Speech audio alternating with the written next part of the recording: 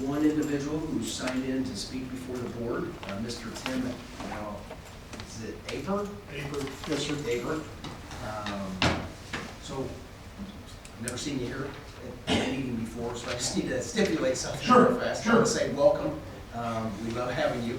We do have a board policy, because you will have 3 minutes to address the board. Okay. It's actually pretty long when it comes to public speaking. So feel free to, address the board. I would, if I were you, this is just me advising you, don't ask us any questions in your initial run-up, essentially, to what you're here to stipulate or say or anything like that.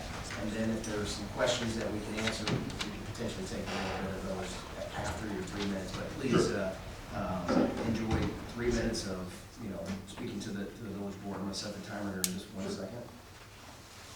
Okay, so I'll set that right there.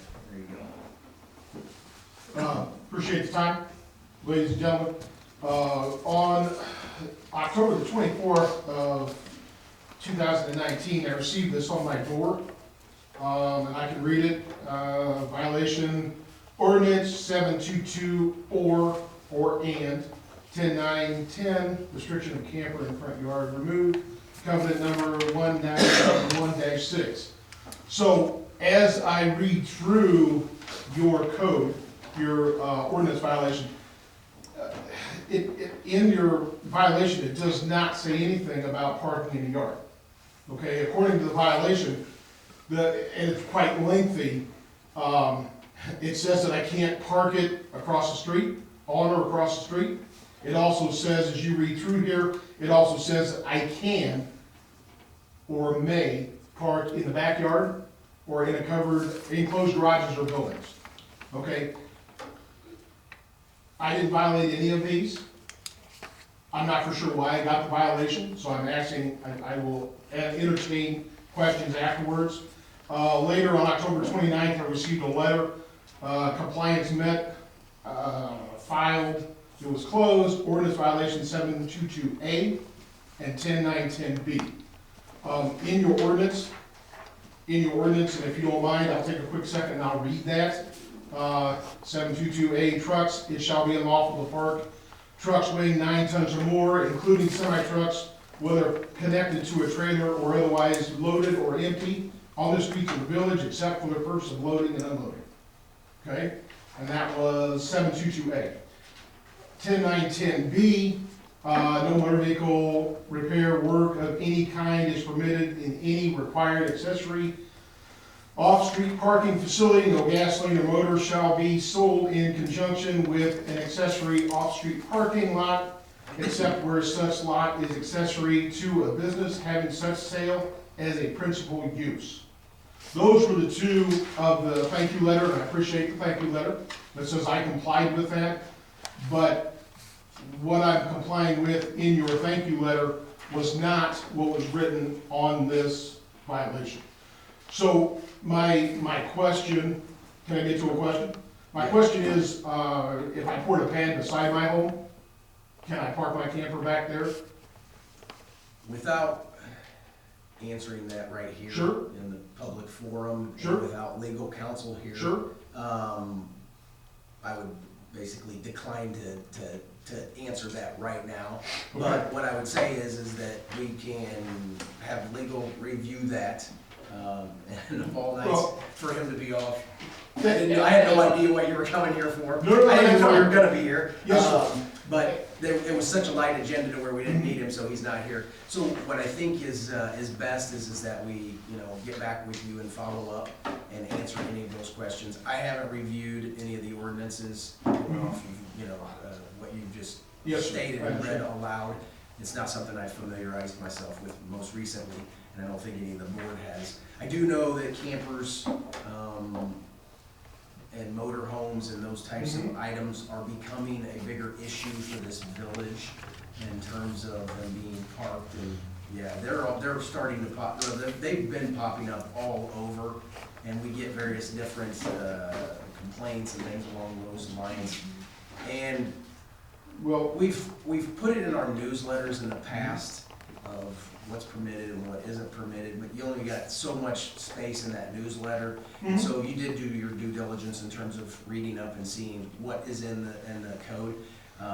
It is something that I've actually thought about tackling as a board and clarifying and stipulating what is going to be, what's the current common practice for lots of other municipalities who went through this.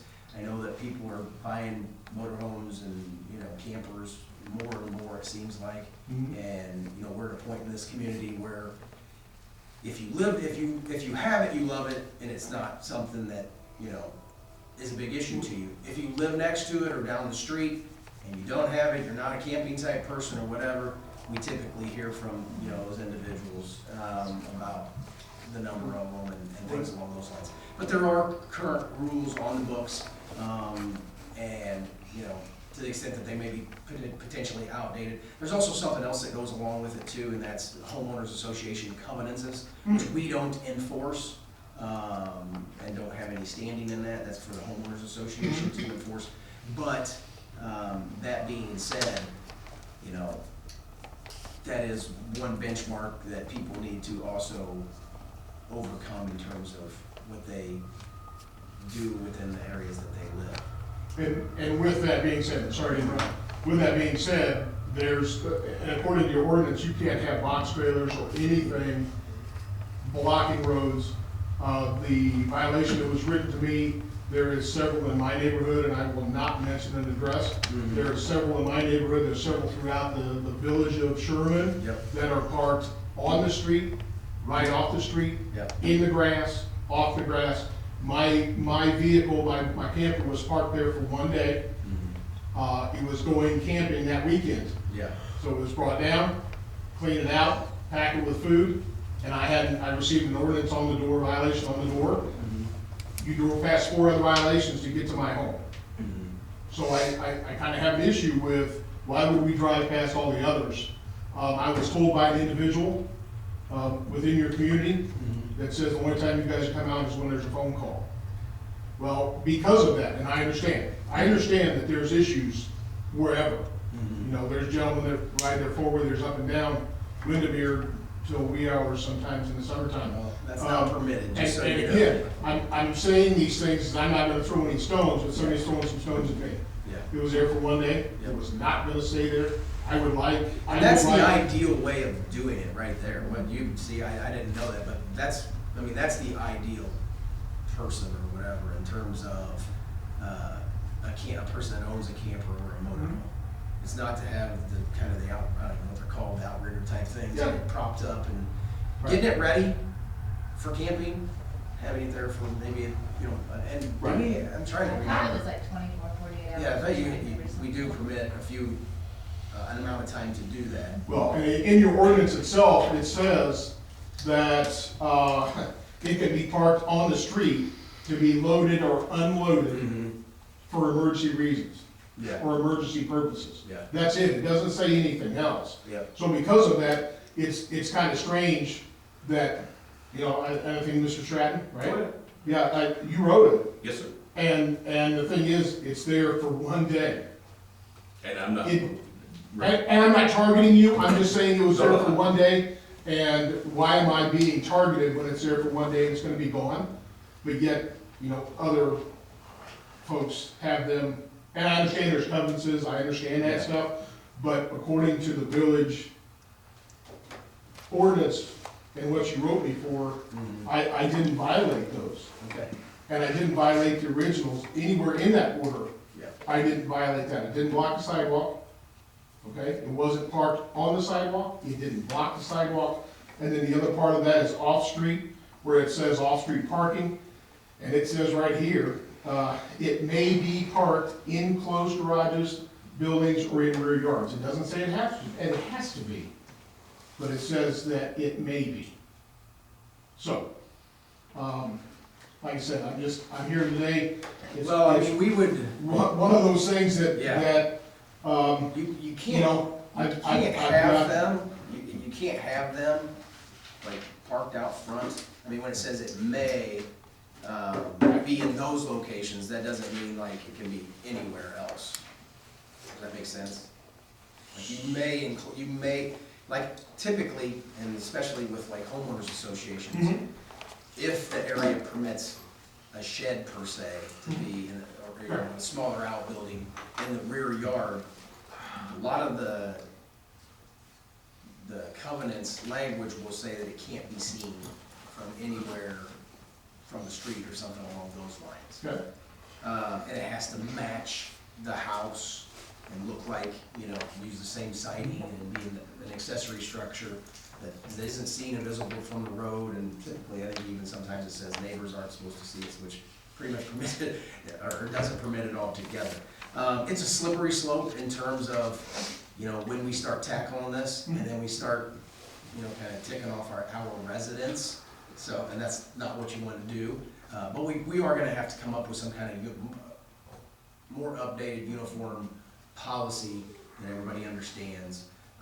What I don't think that everybody wants, other than the people that potentially own, and not every person that owns a camper, you know, you said you brought it home and took it back out of there. Right, it was gone the next To me, that says that you don't keep and store it there, and you're not looking to, you know, save the $40 a month that it costs to, you know, store it where they typically are stored, and most people want them stored.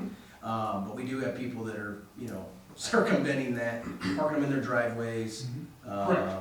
Yes, sir. you know, and trying to not pay the storage fee or whatever. But it's kind of, at a certain point, if you're going all in on a camper and motorhome or whatever, it's like Brett tells me, it's like, you want that car, but you complain about the gas with that big motor or whatever. You know, at a certain point, you gotta factor in, I have to store this somewhere, and, you know, and factor that in.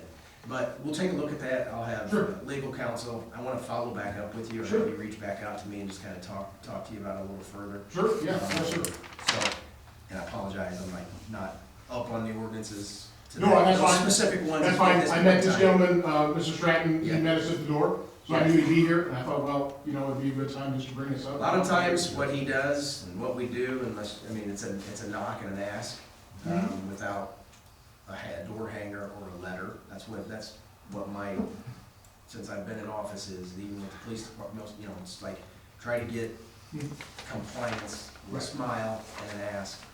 And then if you can't get something done, then you gotta go to the black and white. This Right, is what of the course. ordinances say, here's this, and then if you still can't get it, you know, fines can be levied and various things. Correct. Then it creates a whole other thing right there. It's $150, first fine, 75, and 150 after that, so it's smooth. Yeah. So, let's stay in touch, you and I. Sure. Yes, sir. And then, you may even have some recommendations. I wanna talk to legal Sure. things as well, and then. If you'd like to sit down with me, you, and legal, that's fine with me, Mr. Stratton, too. Yeah, Doesn't absolutely. matter to me. Yeah, I'll sit down and go over it. okay, It doesn't bother me at all. yeah, very good. Okay? Do you have anything else under that or anything else?